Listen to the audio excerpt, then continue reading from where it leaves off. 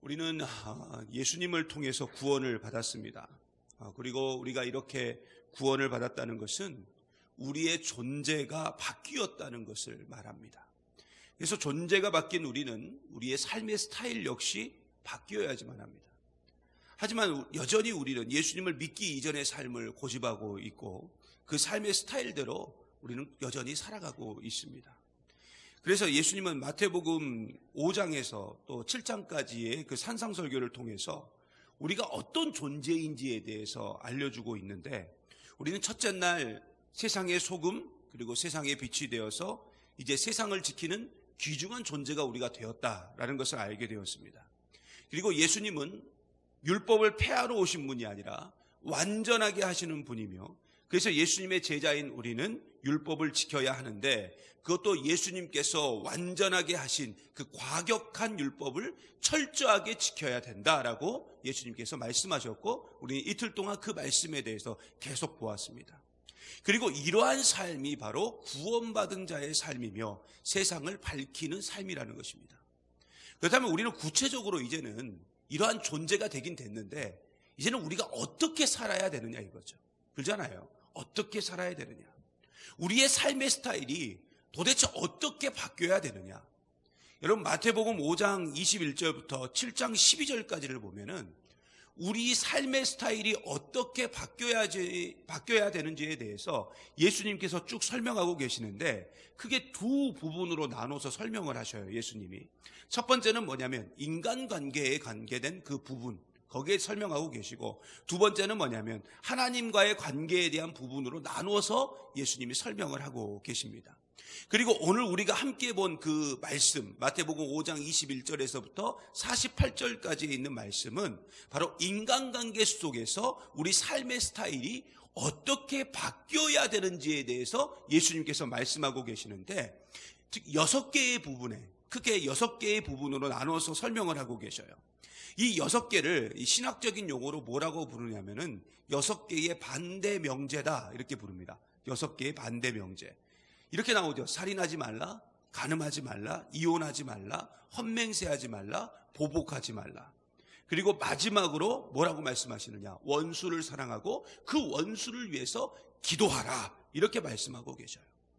그리고 이 6개의 반대 명제 중에 결론이자 가장 핵심이 뭐냐면 바로 원수 사랑입니다. 그리고 그 원수를 위해서 기도해 주라는 겁니다. 그게 예수님께서 우리의 삶의 스타일이 바뀌어지기를 바라시면서 아주 강력하게 인간관계 속에서 우리에게 정말로 중요하다고 핵심적인 요소라고 말씀하신 그 말씀이라는 거죠. 그런데 예수님이 이러한 6개의 반대 명제를 말씀하시면서 가장 중요하게 생각하는 부분이 있는데, 그게 뭐냐면은 마음이에요. 뭐라고요? 마음. 이 마음이라고요. 이게 무슨 말이냐면은 마음이 온전하지 못하면 진짜 온전함이 아니라는 거예요. 예를 들어서 오늘 말씀에도 나왔지만 내가 진짜 사람을 죽이지 않았다 할지라도 그 마음으로 우리가 누군가를 미워한다면 그 사람은 살인죄를 지은 것이다라고 예수님께서 말씀하셨어요. 중요한 건 마음이에요. 원수 사랑도 마찬가지입니다. 마음으로는 사랑하지 않지만 겉으로는 사랑하는 척, 그 원수를 위하는 척 한다면 그것도 사랑이 아니라는 것입니다. 그런데 어제도 말씀드렸지만 전부 이러한 내용은 뭐와 연관이 되어 있느냐? 천국과 연관이 되어 있어요. 분명히 말씀드리지만 예수님은 율법의 1.1핵이라도, 아주 작은 것 하나라도 굉장히 중요하다고 말씀하셨어요. 지극히 작은 것 하나라도 주의 계명을 지키지 않는 사람은 구원을 이룰 수 없고 그 천국에 들어갈 수 없다라고 예수님께서, 다른 분도 아니에요. 무슨 사도 바울이 말한 것도 아니고 베드로가 말한 것도 아니에요. 예수님께서 직접 말씀하셨어요. 그래서 우리는 반드시 하나님의 계명을 정확하고 온전하게 지켜야 될 줄 믿습니다. 그리고 그러한 삶의 스타일로 바뀔 때 우리 삶의 전 영역들이, 특별히 주의 교회가 하나님 나라로 세워질 수 있다는 것입니다. 여러분, 교회는 사람과 사람으로 이루어져 있어요. 그래서 교회 안에서 인간관계가 굉장히 중요합니다. 많은 분들이 열심히 섬겼던, 열심히 봉사했던, 열심히 예배드렸던 그 교회를 떠나시는 이유 중에 여러 가지 이유들이 있겠지만 가장 큰 이유가 뭐냐면 인간관계 때문에, 그 인간관계에서 오는 어려움 때문에 교회를 떠나시는 분들이 계십니다. 사실 인간관계만 좋으면 하나님과의 관계가 좋지 않더라도 교회를 계속 출석하시는 분들이 계셔요. 그만큼 인간관계는 교회 안에서 굉장히 중요한 부분이고, 얼마나 우리의 관계가 좋으냐, 우리 간의 관계가 좋으냐에 따라서 우리가 천국을 경험할 수 있다는 것입니다. 그래서 예수님은 오늘 우리의 삶의 스타일이 바뀌기를 원하시면서 그 인간관계 부분을 가장 먼저 지금 말씀하고 계시는 거예요. 그리고 그 인간관계의 가장 중요한 핵심과 결론이 뭐냐? 원수를 사랑하라입니다. 여러분, 구약 성경에 보면은 이렇게 나오죠. 이웃은 사랑하고 원수는 미워하라, 이렇게 증거하고 있습니다. 하지만 예수님은 뭐라고 말씀하셨냐? 아니에요. 이웃도 사랑하고 원수도 사랑하라는 것입니다. 사실 이웃도 사랑하기 힘든데 원수까지 사랑하라는 예수님의 말씀은 어떻게 보면 굉장히 과격적이고 굉장히 험난한 요구를 우리에게 하신 거예요. 특히 핍박을 하는 자, 즉 원수를 위해서 기도하라는 것은 더욱 힘들고 더욱 어려운 일입니다. 여러분, 마태복음이 쓰여질 당시에 많은 교회들이 엄청난 박해를 받고 엄청난 핍박을 받았어요. 그리고 이 박해와 핍박의 수준이 결코 만만한 것들이 아니었습니다. 이건 뭐냐면 바로 죽음으로 이어지는 것들이었어요. 사랑하는 주의 교회가 한순간에 무너질 수도 있는 상황이었습니다. 그런데 이렇게 핍박하는 자를 위해서 예수님께서 뭐라고 말씀하셨냐? 기도하라는 거예요. 교회를 무너뜨리고 자기를 죽이려고 하는 사람들을 향해서 기도하라는 것입니다. 이러한 예수님의 말씀은 당시 마태복음을 처음 받아 읽은 그 신약의 성도들에게는 너무나도 받아들이기 힘들고 어려운 요구였을 것입니다. 하지만 이것은 주님의 말씀이에요. 여러분, 이건 주님의 말씀이라고요. 주님의 말씀은 1.1획도 땅에 떨어질 수 없는 줄 믿습니다.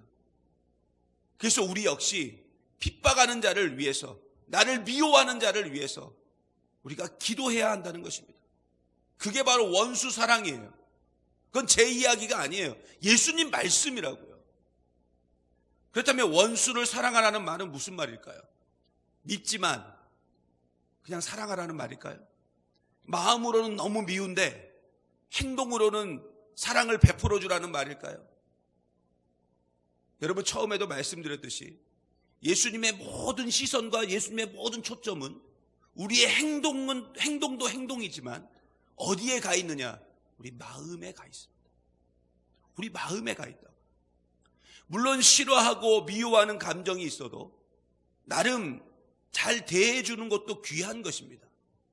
하지만 율법을 완성하고 완전하게 하시는 예수님의 입장에서는 그 정도로 머물러 있으면 안 된다는 거예요.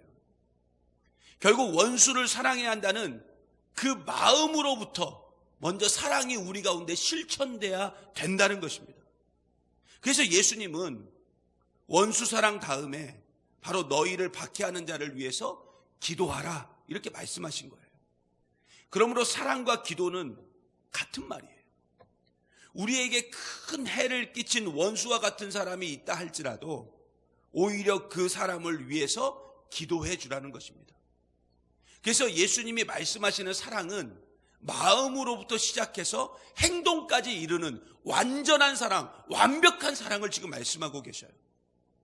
그래서 사도 바울은 고린도전서 13장에 아무리 천사의 말을 하고 천만금을 가지고 구제를 한다 할지라도 그 안에 뭐가 없으면요? 사랑이 없으면, 그 사랑은 마음으로부터 시작해서 행동으로 이어지는 그 사랑이 없으면 아무 소용없다라고 말씀하신 것입니다. 여러분, 또한 원수를 사랑하라는 것은 무슨 말이냐? 편가르기 하지 말라는 거예요. 차별 두지 말라는 것입니다. 여러분, 우리는 항상 누군가를 사랑해요. 그죠? 항상 누군가를 사랑합니다. 사랑하는 대상들이 있어요. 특별히 손주를 얻으신 분들, 그 손주를 너무나 사랑하죠. 그죠? 특별히 올해 첫 손주를 얻으실 거라고 예상되시는 분들이 계셔요. 저는 그렇게 생각합니다. 아마 올해 손주 자랑 엄청 하실 거다. 그래서 한때는 그런 말도 있었잖아요. 손주 자랑하려면 5만 원씩 내놓고 하라고. 그래서 앞으로 손주 자랑하시려면 5만 원씩 헌금하시고 교회에서 하시면 될 것 같아요. 여러분, 아무리 악한 사람이라 할지라도 자기가 좋아하는 사람은 사랑해요. 자기 자식에게 악한 자라도 다 좋은 거 주고 싶지 나쁜 거 주고 싶은 아버지는 없습니다. 여러분, 오늘 말씀에 예수님도 그 말씀 하셨잖아요. 하지만 오늘 말씀 속에 예수님께서 우리에게 강조하고 있는 것은 우리에게 사랑하는 사람도 있지만 동시에 사랑하지 않는 사람도 있다는 거예요. 그리고 예수님은 그 사랑하지 않는 사람조차도 우리가 사랑해야 된다라고 말씀하셨어요. 자신을 괴롭히고 원수가 될 수밖에 없는 사람들까지도 사랑하라고 말씀하셨다고요. 그래서 더 이상 우리 가운데 편가르기, 차별이 없어야 돼요. 그렇다면 원수를 사랑하라는 것은 구체적으로 어떻게 하는 거냐 이거죠. 그리고 악을 악으로 갚지 말고 오히려 더 잘해줘야 된다라고 말하고 있는데, 여러분, 그보다 더 중요한 게 있어요. 그게 뭐냐면 나를 박해하는 자를 위하여 기도하라는 것입니다. 그 기도는 저주의 기도가 아니에요. 축복의 기도이고, 나를 박해하고 나를 미워하는 자를 향해서 행복을 비는 기도를 우리가 반드시 해야 된다는 것입니다. 결국 가장 큰 사랑의 행위가 뭔 줄 아세요? 기도예요. 기도라고요. 원수의 행복을 위해서 기도해 주는 것. 그게 바로 진짜 사랑인 줄 믿습니다. 여러분, 오늘 말씀 23절, 24절 한번 볼까요? 23절, 24절 한번 보겠습니다. 같이 봅니다. 시작. 그러므로 예물을 제단에 드리려다가 거기서 내 형제에게 원망 들을 만한 일이 있는 것이 생각나거든 예물을 제단 앞에 두고 먼저 가서 형제와 화목하고 그 후에 와서 예물을 드리라. 아멘. 여러분, 우리에게 분명한 사명이 있는데 그게 뭐냐면 바로 용서와 화해입니다. 그러므로 원수를 향한 우리의 기도에는 반드시 용서가 있어야 되고 화해가 있어야 돼요. 그리고 이러한 기도는 반드시 하나님께서 들어주십니다. 여러분, 마태복음 7장에 분명히 예수님 말씀하시죠? 구하라, 찾으라, 두드리라. 여러분, 이 이야기가 왜 나온 것 같아요? 바로 이 원수 사랑하고 연결되어 있는 거예요. 그 원수를 위해서 기도하라는 내용과 연결되어 있는 거라고요. 너희들이 원수를 위해서 축복해주고 원수의 행복을 위해서 기도해주면 내가 그 기도 들어주겠다는 거예요. 결국 원수를 사랑하는 것은 나를 미워하는 사람이 잘 되기를 기도하는 것일 뿐만 아니라 그와 내가 화목하기를 기도하는 것입니다. 그리고 그 기도는 반드시 응답되고 원수 사랑은 결국 원수와 같은 사람과 화목하게 되는 것으로 발전하게 된다는 것입니다. 그리고 여기서 기도하라는 것은 무슨 말이냐? 한 번만 하라는 게 아니에요. 오늘 말씀을 원문 그대로 보면 계속해서 마음에 항상 품고 반복해서 기도하라고 이야기하고 있습니다. 그렇다면 우리는 왜 이렇게 해야 되냐 이거죠. 난 하기 싫은데. 그렇잖아요. 나는 원수 사랑하기 싫은데, 나는 원수를 위해서 기도하기 싫은데 우리가 왜 이 일을 해야 되냐 이거죠. 여러분, 오늘 말씀 48절 마지막 말씀, 여러분 이 말씀만 보겠습니다. 같이 봅니다. 시작. 그러므로 하늘에 계신 너희 아버지의 온전하심과 같이 너희도 온전하라. 아멘. 우리는 하나님의 자녀입니다. 그래서 하나님을 우리는 아버지라고 불러요. 결국 우리는 하나님의 자녀이기 때문에 온전해야 돼요. 그리고 온전하게 사는 것이 하나님의 자녀답게 사는 것입니다. 그래서 온전하게 살지 못하면 우리는 하나님의 자녀의 지위를 박탈당할 수밖에 없어요. 그렇다면 오늘 말씀에 나오는 이 하나님의 온전함이라는 게 뭐냐 이거죠. 바로 하나님의 말씀입니다. 율법이고 계명이에요. 더 정확히 말하면 복수하지 말고 오히려 더 잘해주고 원수 같은 사람마저도 사랑하고 기도해 주라는 것입니다. 그리고 이 말씀대로 살지 않는다면 하나님의 자녀가 되지 못하고 지옥에 들어갈 수밖에 없다는 것입니다.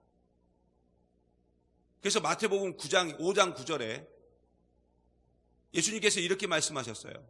화평에 관한 이야기를 하셨죠. 화평하게 하는 자가 복이 있나니 그들이 하나님의 아들이라 일컬음을 받을 것이며. 아멘. 화평하게 하는 자가 하나님의 자녀가 될 수 있는 겁니다. 이건 다른 말로 뭐냐? 하나님의 자녀는 화평을 추구해야 돼요. 끊임없이 용서해주고 끊임없이 화해하고 끊임없이 사랑해주고 끊임없이 기도하는 자녀가 되어야 될 줄 믿습니다. 결국 온전하신 하나님을 닮아 온전한 삶을 살려면 바로 원수를 사랑하는 정도의 삶을 살아야지만 합니다. 이것이 뭐냐면 서기관과 바리새인보다 더 의로운 삶을 사는 것입니다. 우리는 하나님의 나라를 얻은 사람들이에요. 그렇다면 우리는 하나님의 법에 지배된 사람들입니다. 그래서 우리는 하나님의 법대로, 즉 하나님 말씀대로 살아야 돼요. 여러분, 오늘도 이 사실을 굳게 믿고 이제는 원수마저도 좀 사랑하고 좀 원수를 위해서 행복과 화해와 용서의 기도를 좀 행하심으로 진정한 하나님의 나라를 만들어가고 세워가는 저와 여러분 되시기를 간절히 소망합니다. 오늘은